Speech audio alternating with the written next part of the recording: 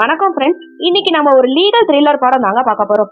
இந்தியால ஒவ்வொரு நிமிஷத்துக்கும் ஒரு பாலியல் வன்கொடுமை நடக்கிற ஒரு கசப்பான உண்மையை உரக்க சொல்ல வந்த படம் தான் அஸ்லி. இந்த படத்தை அனுபவ் சின்ஹா டைரக்ட் பண்ணியிருக்காரு. அஸ்லி அப்படின்னா இந்தியில 80 அப்படின்னு பொருள். இந்தியால ஒரு நாளைக்கு சராசரியா 80 பாலியல் வன்கொடுமைகள் நடக்கிறத சுட்டி காட்டுறதுக்கு இந்த பெயர் வச்சிருக்காங்க. ஏற்கனவே தமிழ்ல வந்து விதி, பிரியங்கா, ஹிந்தியில வந்து பிங்க் செக்ஷன் 375 போன்ற படங்களோட வரிசையில ஒரு முக்கியமான இடத்தை பிடிக்குமா இல்லையாங்கிறதா இந்த வீடியோல பார்க்க போறோம். இந்த படத்தோட நாயகியா கனி குஸ்ருதி நடிச்சிருக்காங்க. இவங்க ஒரு பள்ளி ஆசிரியையா வராங்க. கணவன் ஒரு மகன் என மகிழ்ச்சியான வாழ்க்கையை வாழ்ந்துட்டு வர ஒரு பர்சனா இருக்காங்க. ஆனா ஒரு நாள் ஒரு சக ஆசிரியர் வீட்டு விழாக்கு போயிட்டு வரும்போது அவங்க வாழ்க்கை மொத்தமா தலைகீழா மாறுது. அடையாளம் தெரியாத 5 நபர்கள் கனிய கார்ல கடத்திட்டு போய் மிக கொடூரமான முறையில பாலியல் வன்கொடுமை பண்றாங்க.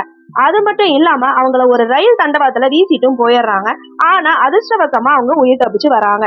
கனி உயிர் பிழைச்சாலுமே அந்த தாக்குதல்னால அவங்களோட கண் பார்வை தற்காலிகமா மங்கலாகுது. அது மட்டும் இல்லாம கடும் மன அழுத்தத்தாலையும் பாதிக்கப்படுறாங்க. இதனால கோர்ட்ல குற்றவாளிகளை அவங்களால அடையாளம் காட்ட முடியாம போகுது. இதுதான் இந்த கேஸ ரொம்ப சிக்கலாவும் மாத்துது. இப்ப நான் கதைக்குள்ள வக்கீலா டாப்ஸி பொண்ணு என்ட்ரு ஆகுறாங்க. கனி தரப்புக்காக இவங்க எப்படி வாதாடுறாங்க அப்படிங்கறதான் படத்தோட மீதி கதை.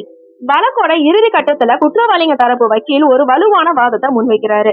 பாதிக்கப்பட்ட கனினால குற்றவாளிகளை நேர்ல அடையாளம் காட்ட முடியல. அப்படி இருக்கும்போது எதை அடிப்படையில் இவங்களுக்கு தண்டனை வழங்க முடியும் அப்படின்னு கேள்வி எழுப்புறாரு. கனியோட பார்வை மங்களா இருந்ததுதான் குற்றவாளிகளுக்கு சாதகமா மாறுது. தோத்து போகும் நிலையில இருக்கிற இந்த வழக்க டாப்ஸி பொண்ணு தன்னோட புத்திசாலித்தனமான வாதத்தால திருப்புறாங்க. குற்றவாளிகளை தேடி பிடிக்கிறது சட்டத்தோட வேலை. ஆனா ஒரு பெண் சொல்லும் வாக்குமூலத்தை வெறும் பார்வை குறைபாட்டை வச்சுமே நிராகரிக்க முடியாது அப்படின்னு அவங்களோட வாதத்தையும் முன்வைக்கிறாங்க. அது மட்டும் இல்லாம டாப்ஸி பொண்ணு தாக்குதல் நடந்த இடத்துல கிடைச்ச அந்த சூழ்நிலை ஆதாரம், அந்த 5 நபர்களோட செல்போன் சிக்னல் அந்த பகுதியில இருக்கிறத ஆதாரமா முன்வைக்கிறாங்க. ஒரு பெண்ணோட உடல் சிதைக்கப்பட்டிருக்கலாம், ஆனா அவள் நீதி கேட்கும் குரல் சிதைக்கப்படல அப்படின்னு உணர்ச்சி பூர்வமான வாதங்களையும் முன்வைக்கிறாங்க. நீதிபதியா ரேவதி நடிச்சிருக்காங்க.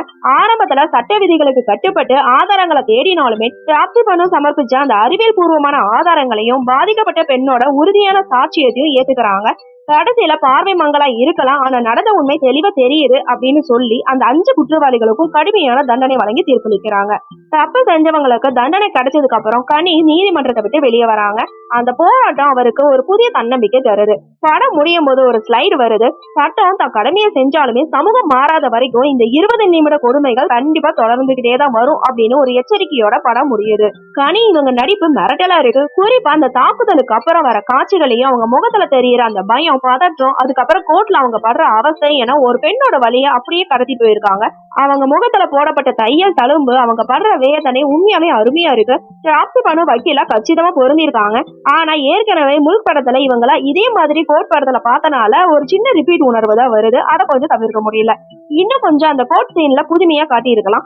நீதிபதியா வர ரேவதி ஒரு பக்கம் சட்டம், இன்னொரு பக்கம் தார்மீக நீதினு ரெண்டுக்கும் நடுவுல தவிக்கும் அந்த முதிர்ச்சியான நடிப்பு படத்துக்கு பெரிய கௌரவத்தை கொடுத்திருக்கு. இயக்குனர் அனுபவ் சின்ஹா ஒரு சமூக அக்கறையுள்ள இயக்குனர் அப்படின்னு மீண்டும் நிரூபிச்சிருக்காரு. ஆனா திரைக்கதையில கொஞ்சம் கோட்டையும் விட்டுருக்காரு. தொழில்நுட்ப ரீதியா பார்த்தா ரஞ்சித் பாரோட பின்னணிஸே படத்தோட டென்ஷனை சரியா மெயின்டைன் பண்ற மாதிரிதான் இருக்கு. ஒளிப்பதிவா அந்த கோர்ட் ரூம அப்படியே கொண்டு வந்திருக்குன்னு தான் சொல்லணும். படத்துல ஒரு முக்கியமான விஷயம் என்னன்னா, ஒவ்வொரு 20 நிமிஷத்துக்கும் ஒரு தடவை ஒரு ஸ்லைடு வருது. இந்தியால ஒவ்வொரு 20 நிமிஷத்துக்கும் ஒரு வன்கொடுமை நடக்குதுங்கிறத ஞாபகப்படுத்துற மாதிரிதான் இந்த ஸ்லைட வச்சிருக்காங்க. ஆனா படம் பார்க்கும்போது அந்த ஸ்லைடு வர்றது கதையோட்டத்தை தடுத்து ஒரு எரிச்சலை ஏற்படுத்தலாம். ஆனா நம்ம ஏத்துக்க வேண்டிய கசப்பான உண்மையும் அதுதான். அஸ்லி சொல்ல வந்த விஷயம் ரொம்ப பெருசு, ஆனா சொன்ன விதத்தை கொஞ்சம் வேகமா சொல்லி இருக்கலாம். ஆக மொத்தத்துல அஸ்லி பார்க்கலாமா வேணாமான்னு கேட்டீங்கன்னா கண்டிப்பா தாராளமா பார்க்கலாங்க. சமூகத்துல நடக்கிற ஒரு பெரிய அவலத்தை தைரியமா பேசியிருக்காங்க. இது ஒரு பொழுதுபோக்கு படம் கண்டிப்பா கிடையாது, ஒரு பாடமே சொல்லலாம். ஆனா இதுல வர சில காட்சிகள் 18+ கண்டென்ட்டா இருக்கறனால நடுத்தர வயது குழந்தைகளை தவிர்த்துட்டு பாக்குறது நல்லது. ஓகே ஃப்ரெண்ட்ஸ், நெக்ஸ்ட் வீடியோல பார்க்கலாம். இந்த வீடியோ உங்களுக்கு பிடிச்சிருந்தா லைக், ஷேர், சப்ஸ்கிரைப் பண்ணுங்க. தேங்க்யூ.